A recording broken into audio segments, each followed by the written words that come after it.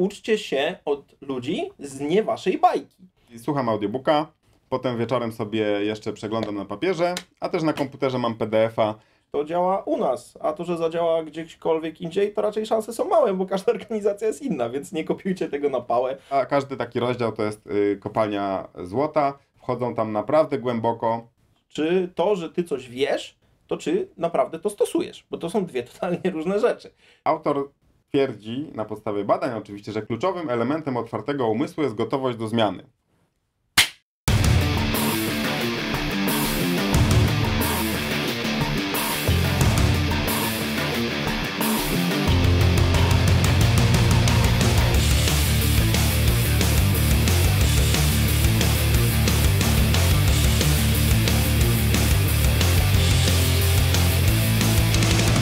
Cześć, witamy w Nerd Management. Tutaj Krzysztof Rakowski I Paweł Rykowski. Zbliżają się wakacje, więc my też planujemy przerwę. Opuścimy Was na prawie 2 miesiące.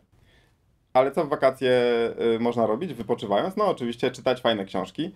Więc w dzisiejszym odcinku chcielibyśmy zarekomendować Wam kilka książek, które zrobiły na nas wrażenie, które naszym zdaniem są dobrymi lekturami na wakacje. Więc mam nadzieję, że Wy również weźmiecie te książki ze sobą. Pierwszą książką, którą warto wziąć do ręki, może nawet lepiej, jeżeli macie jakiś czytnik, czy to Kindle, czy czytnik e-booków, z bardzo prostej przyczyny, ponieważ książka, którą chciałbym polecić Wam na początek, to są Narzędzia Tytanów Tima Ferrissa. To jest książka człowieka, jeżeli nie kojarzycie Tima Ferrissa, to pod tym odcinkiem też podlinkujemy jego podcast, The Tim Ferriss Show. To jest jeden z najlepszych podcastów, jak nie najlepszy podcast w ogóle w iTunes na świecie. To jest człowiek, który już od wielu lat wypytuje specjalistów i najlepszych ludzi w swojej dziedzinie, jak oni do tego doszli, jak doszli do takich efektów, jakich narzędzi korzystają, jak mają poranną rutynę, jak wygląda ich dzień, w jaki sposób oni funkcjonują. I Narzędzia Tytanów to jest taka esencja ponad 200 wywiadów z tymi ludźmi, którzy są specjalistami w swojej klasie. I to, co jest wartościowe i to, co powtarzamy bardzo często w Nerd Management, to to, że uczcie się od ludzi z nie waszej bajki.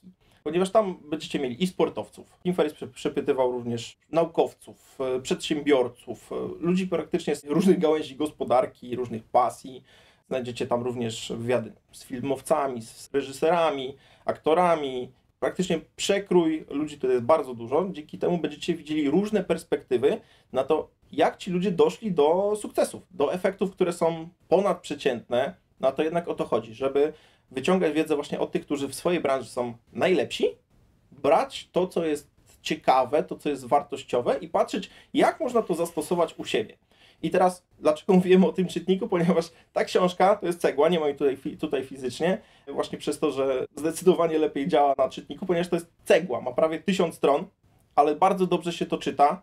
To są takie właśnie esencje wywiadu, więc zamiast przesłuchać te odcinki, które nieraz mają po 2-3 godziny, czasem nawet i więcej, w tej książce macie po prostu esencję, czyli konkretnie kto, co, dlaczego, jak, jakie efekty, jakie narzędzia, więc możecie to bardzo fajnie i szybko przełożyć na swoją pracę. No i też nie musicie tego czytać od dechy do dechy, możecie sobie wybrać osoby, które znacie, które gdzieś podziwiacie, ale nigdy nie mieliście czasu na przykład zagłębić się w ich historię, dlaczego oni są tam, gdzie są, jak robią rzeczy, które robią.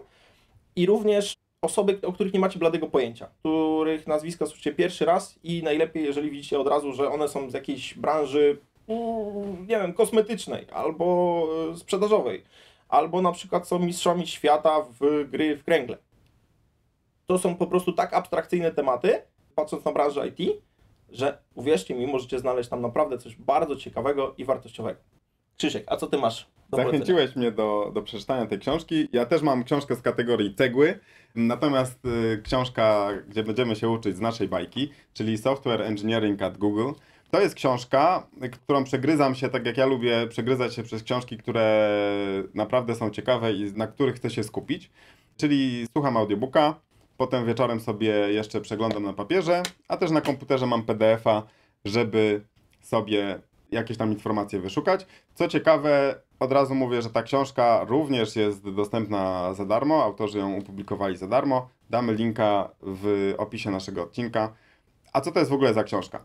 To jest książka, w której autorzy przedstawiają, w jaki sposób działa Google, w jaki sposób działa Software Engineering at Google, Na początku zaczynają od tego określenia w ogóle, co to jest software engineering. To jest takie ciekawe rozgraniczenie pomiędzy software engineering a programming. Programming to jest robienie takich rzeczy ad hoc, nie wiem, napisanie skrypciku, który coś zmigruje, czy wygeneruje jakiś raport, a software engineering to jest właśnie taka inżynierska praca w projektowaniu systemów, których czas życia to jest dekada albo 2 dekady. To jest w ogóle bardzo ciekawe, że niektórzy określają, że Google postanowiło open source'ować informacje na temat tego, w jaki sposób pracują od strony IT. I to jest zasadniczo prawda, bo tutaj rozdziałów jest bardzo dużo o tym, jak pracują w zespole, o leadershipie. To jest oczywiście taki, który dla nas będzie szczególnie ciekawy. Jak dzielą się wiedzą, jak skalują, CI/CD, testy, code review, testy jednostkowe, zarządzanie zależnościami, zarządzanie zmianami na wielką skalę, zarządzanie kodem. Oni mają tam jedno monorepo, w którym jest cały kod. W związku z tym jest tego bardzo, bardzo dużo. Jakie są zalety tej książki?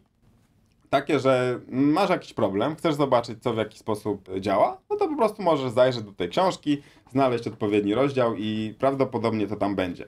Są bardzo otwarci, dzielą się informacjami takimi naprawdę wewnętrznymi, jak to jest tam zorganizowane, więc nie ma tam jakiejś takiej bariery, nie wiem, przez prawników postawionej, chociaż pewnie jest, ale nie jest to widoczne. W ogóle ta książka jest napisana przez gości, którzy są software engineerami w Google. To nie są jacyś menedżerowie, czy jacyś tam ludzie od PR-u i marketingu, czy jakieś osoby z zewnątrz, tylko to są goście, którzy aktualnie są zatrudnieni w Google, tam pracują, czyli tak jak nasi seniorzy po prostu, czy architekci piszą, jak to tam wygląda. Każdy taki rozdział to jest kopalnia złota, wchodzą tam naprawdę głęboko. Nie wiem, kilka przykładów, jak podchodzą do zmian, gdzie, nie wiem, miliardy linii kodu po prostu muszą zmienić, bo była jakaś zmiana w języku C++. W jaki sposób robią release'y. Mają około 50 000 zmian kodu dziennie i w jaki sposób to wrzucają na produkcję. To są po prostu bardzo, bardzo ciekawe rzeczy. Jest kilka wad tej książki. Pierwsza jest taka, że duża część tych tematów jest stricte googlowa. Czyli to nie jest tak, że przeczytamy i stwierdzimy, że wdrożymy to u siebie. Bo po pierwsze, oni tam mają całe zespoły, działy, których zadaniem jest przygotowanie narzędzi dla deweloperów. Mają oczywiście własne silniki do wyszukiwania kodu, do code review i tak dalej. Mają własne rozwiązania, więc to nie jest tak, że możemy je skopiować. Ale to nie jest wada. Dla mnie to jest tak jak czytanie biografii znanych ludzi, to jest właśnie czytanie biografii znanej organizacji.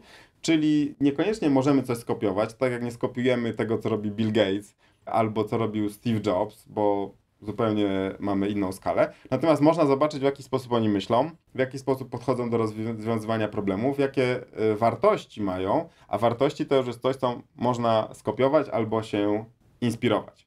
Zabrakło mi trochę niektórych informacji na temat tego, w jaki sposób podchodzą do architektury aplikacji, w jaki sposób tym zarządzają, ale powiedzmy, że to jest coś, z czym można żyć.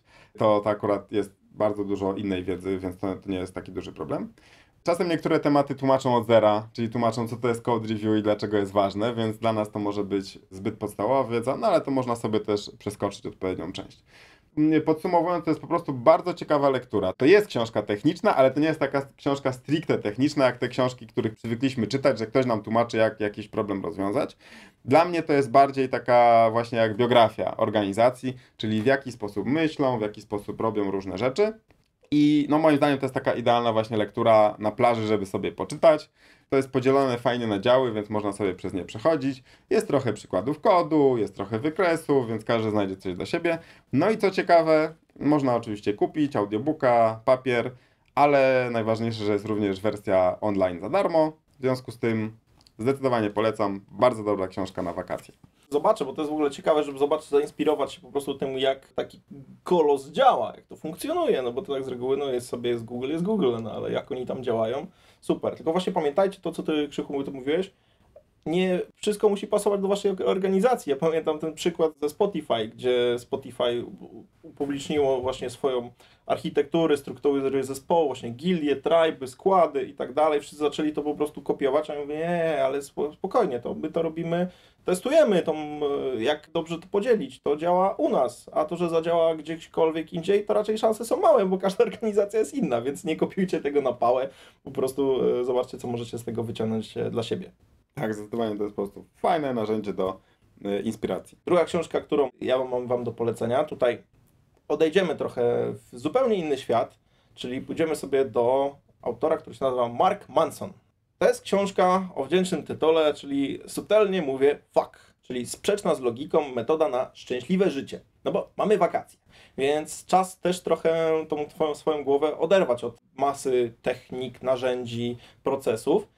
I to jest książka, która w bardzo taki ciekawy sposób otwiera głowę, zmienia podejście, ponieważ ona pokazuje, że no, my nie musimy się na wszystko zgadzać, nie musimy wszystkiego robić. Można coś po prostu najzwyczajniej w świecie, to działa u nas, a to, że zadziała gdziekolwiek indziej, to raczej szanse są małe, bo każda organizacja jest inna, więc nie kopiujcie tego na pałę, olać i mieć to gdzieś. I to jest bardzo ważne, ponieważ ta książka otworzy wam oczy na to, przede wszystkim na was samych, jak wy funkcjonujecie, czy pracujecie też nad sobą, się rozwijacie, czy może jednak robicie tylko i wyłącznie rzeczy, które no, pomogą innym, robicie coś dla kogoś, a właściwie was tam nie ma. I to jest książka, która wielu ludzi, którzy, jak sobie poczytacie recenzję na jej temat, to wielu ludzi uchroniła przed wypaleniem zawodowym. Więc o wypaleniu też będziemy mówić niedługo. To jest bardzo ważne, żeby po prostu o siebie zadbać. I zobaczenie właśnie takiej innej perspektywy, jakby danie sobie, pozwolenie sobie zobaczyć tą inną perspektywę i zadbanie tylko i wyłącznie właśnie tak egoistycznie o siebie i jakby danie sobie takiej swobody, że możecie po prostu pewne tematy najzwyczajniej w świecie olać. Jest to bardzo takie uwalniające i myślę, że to jest świetna lektura na wakacje, czyta się, właściwie słucha się, ponieważ no jest książka w papierze, ale no ja na przykład słuchałem to w audiobooku, jeżdżąc sobie rowerem po lasach. Także polecam właśnie taki sposób na tą książkę, ponieważ jest tam sporo świetnych historii, które otwierają wam głowę właśnie na takie inne spojrzenie i też umilą wam czas właśnie na takie wycieczki po lasach rowerowych, wycieczki rowerowe, czy po prostu spędzenie miło czasu. Kolejna książka, która traktuje o psychologii człowieka i o tym, co siedzi u nas w głowie, to książka Adama Granta Leniwy umysł, tytuł oryginału Think Again. Adam Grant to jest jeden z najważniejszych teoretyków zarządzania. Wykładowca, mówca na TEDzie, autor oczywiście wielu książek. To jest książka o tym, jak zachować otwarty umysł u siebie i w jaki sposób promować to u innych. To jest powiązane z Growth Mindset, o tym mówiliśmy w 76. odcinku. Autor twierdzi, na podstawie badań oczywiście, że kluczowym elementem otwartego umysłu jest gotowość do zmiany. Gotowość do tego, żeby zastanowić się nad naszymi poglądami, tymi, które mamy na co dzień, zastanowić się, czy możemy je zmienić, czy warto je zmienić i że to nas posuwa do przodu.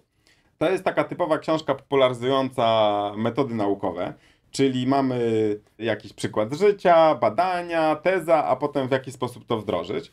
Dlatego też ją się bardzo lekko czyta, bardzo przyjemnie.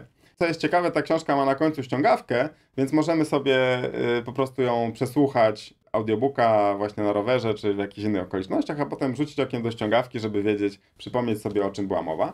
I ta książka mówi przede wszystkim, w jaki sposób poszerzać swoje horyzonty, a co za tym idzie, no, osiągać więcej, przełamywać pewne schematy. Druga rzecz to w jaki sposób przekonywać innych, czyli w jaki sposób poszerzać horyzonty innych i czasami również przekonywać ich do naszego zdania. Jest trochę też technik negocjacji. I trochę na temat tego, w jaki sposób rozmawiać z dziećmi i w jaki sposób zaszczepiać taki właśnie otwarty umysł już w pierwszych latach życia naszym dzieciom. I ostatnia rzecz, ostatni taki wątek, który tu się pojawia, to jak tworzyć organizacje, które się uczą, które są właśnie gotowe na zmianę, które są takie zwinne i są w stanie przemyśleć ścieżki, którymi podążają. Podsumowując, bardzo ciekawa lektura o psychologii, dobrze zaplanowana, właśnie ta ściągawka z tyłu jest jeszcze, żeby sobie to powtórzyć. Polecam na leżak plażowy albo do przesłuchania na rowerze czy w innych sytuacjach. I ostatnia książka na dziś, którą chcemy wam polecić. Ja miałem trochę dylemat, którą wybrać i zdecydowałem się na książkę Radka Kotarskiego, czyli Inaczej. Jak pracować mniej, ale lepiej i przyjemniej. No bo o to nam chodzi przecież, żebyśmy nasza praca była miła, lekka i przyjemna. No ale jak już mówił Einstein, definicją szaleństwa jest to, że w kółko robimy to samo, no i oczekujemy innych efektów. Radek Kotarski zrobił bardzo fajną rzecz. Zebrał całą masę badań naukowych, artykułów, wszelkiego typu eksperymentów. Zapakował to w jedną książkę. Ta książka jest o tyle wyjątkowa, że sama bibliografia do niej to jest chyba 60 czy 70 stron i to jest tylko i wyłącznie tyle, ponieważ więcej się tam nie zmieściło, no bo książka ma swoją objętość i ilość stron musi się zgadzać. To, co jest w niej ciekawe, ona jest podzielona na konkretne rozdziały. Książkę się czyta bardzo dobrze, jest wyciągnięte konkretne właśnie przykłady, wszystko jest oparte na badaniach, więc to nie jest jakiś tam wymysł, czy to jakaś taka fanaberia, czy może jego jakieś takie informacje na zasadzie ja robię tak i u mnie działa, fajnie. Nie, to są badania naukowe, które są po to, żeby pokazać Wam, w jaki sposób możecie polepszyć swoją pracę, bądź ją zmienić, a dzięki temu po prostu pracować wygodniej, lepiej, przyjemniej. I przechodząc przez tą książkę, ja na przykład przy niej właśnie tak miałem, że przez pierwsze kilka rozdziałów, przez to, że no, sam inwestuję w rozwój bardzo dużo i czytam, i oglądam, i słucham, zwłaszcza słucham i oglądam, to dużo z tych rzeczy już wiedziałem. Ale to, co Radek robi na koniec każdego rozdziału, on daje taką checklistę z pytaniami, gdzie możesz dokładnie, masz taki moduł coachingowy w danym zakresie, gdzie masz po prostu pytania, możesz sam siebie sprawdzić, czy to, że ty coś wiesz, to czy naprawdę to stosujesz, bo to są dwie totalnie różne rzeczy.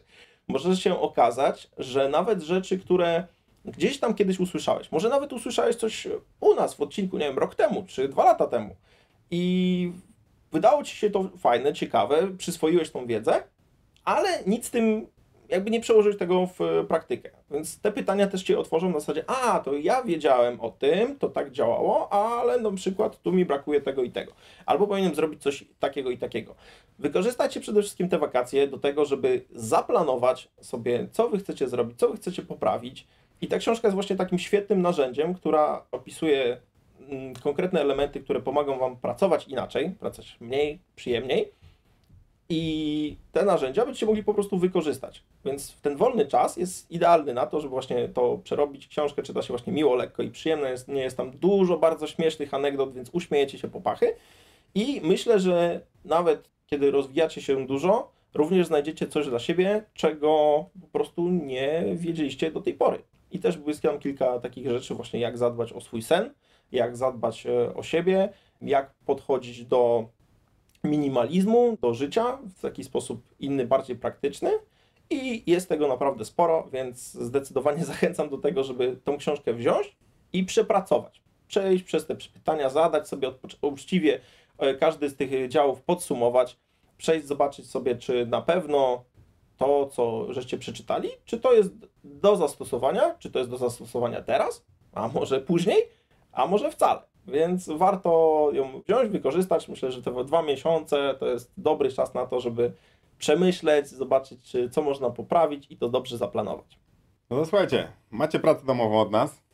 My też mamy pracę domową, bo będziemy przez te 2 miesiące, wcale nie będziemy tak mocno wypoczywać, będziemy pracować nad nowymi odcinkami, nad nowymi pomysłami Nerd Management. Za tydzień widzimy się z ostatnim shortem w tym sezonie.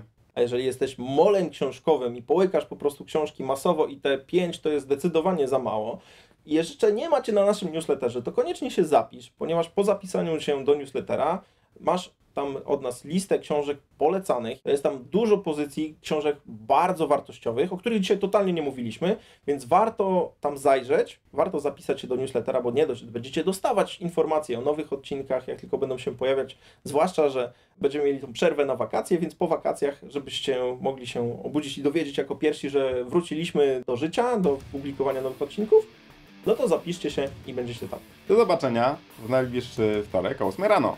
Cześć! Cześć!